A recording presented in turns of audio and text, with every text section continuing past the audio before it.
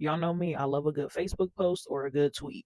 Unpopular opinion. A lot of mental health issues disappear when bills are paid, rent is secure, and the fridge is full.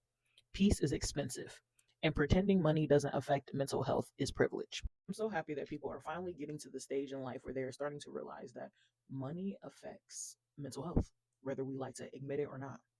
Just from the situation that I've personally seen, once you start getting that motivation to be like, okay, so what the government's going to do, they're going to give me discounted childcare, and I already have stable housing. I'm already getting food stamps. What do I do? The problem is a lot of people get comfortable, and that's where more of those depression symptoms start showing up, being like, I just feel stuck. I can't do anything. And I'm like, what's the plan? If we're going to be taking all of these benefits, it definitely should be a plan to figure out how can I get off of it, especially with a new program that Akron rolled out, if you guys know about this. The housing authority will place Sally in a tier. Each household whose income is in that tier will pay the same amount for their portion of the rent. Those in higher tiers pay more, those in lower tiers pay less. After she is placed in a tier, her portion of the rent is set for the next 3 years.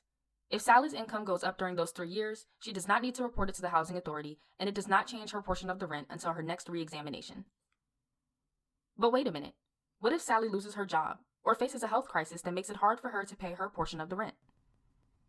Anytime Sally believes that she is experiencing a financial hardship, she can contact the housing authority and request a hardship exemption. If her situation meets the criteria for a hardship exemption, the housing authority will temporarily reduce her portion of the rent. Housing authority staff will work with her to determine how long that rent reduction will last. To sum up the video, it's basically saying, like, say you're paying $50 a month, $75 a month. Okay? They're going to leave your rent alone. It's going to stay just like that, regardless of income increase. So, the main benefit of that, you can make more money with not having to worry about losing your benefits, because that's always the main hurdle when it comes to taking government benefits. You're like, I can't work too much or I'm not going to qualify for anything.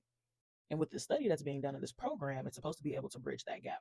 I see nothing but positive coming out of this, because what do you mean I can work and I don't have to worry about my bills going up? That's the perfect way to help people get out of poverty. So if you are fortunate enough to be on this program, it's like, what's the plan now? And I think that's where that financial piece has to come into play, because yes, you can start making more money, but if you don't know what to do with that money, it's just going to be a cycle.